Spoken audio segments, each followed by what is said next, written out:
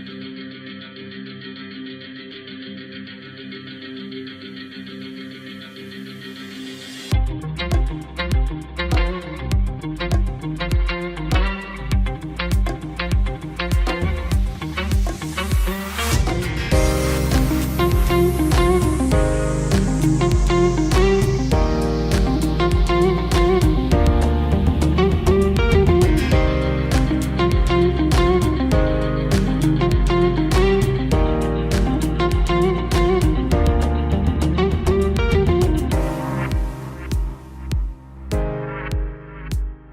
donne des critères, une ligne directrice, et puis après, on construit le truc ensemble.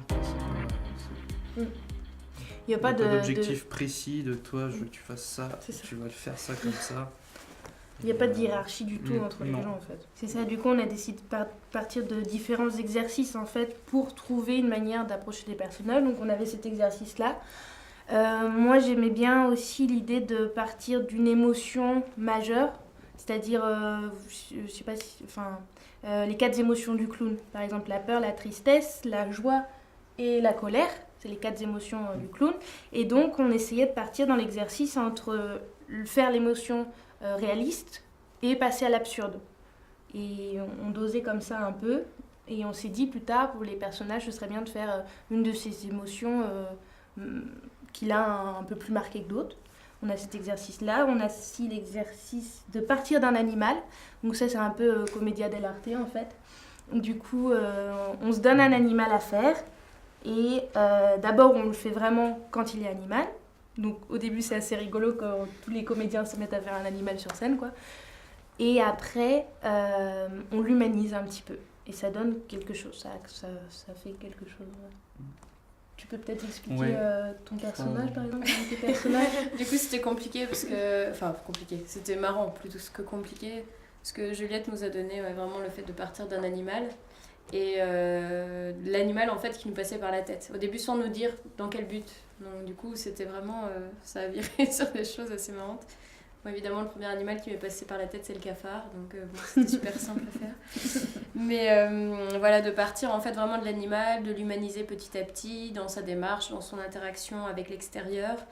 Puis, petit à petit, vraiment, voilà, d'en faire un personnage humain et d'effacer un petit peu ses traits d'animal, quoi.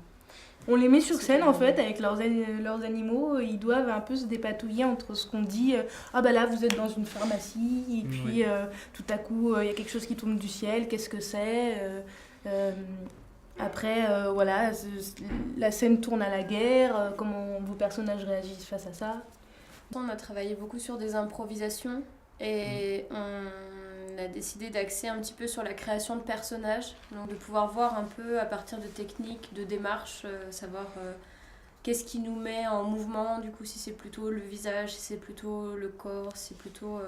voilà, quelle partie du corps va nous mettre en mouvement et quelles émotions on va pouvoir avoir un petit peu. Et donc on a avancé un petit peu plus là-dessus sur vraiment la construction d'un personnage. Parce que là, on va pouvoir vraiment voir en fonction des différentes émotions, des différents personnages, de voir comment est-ce qu'ils vont finalement déjà interagir entre eux, voire interagir avec l'extérieur. La construction se fait vraiment à mesure. Enfin, voilà, ça prend une direction et puis ça y va tranquillement. C'est ce qui permet aussi de créer, vraiment d'apporter quelque chose de personnel dans la pièce, enfin, en tout cas en tant que comédienne. Et après, c'est vrai que...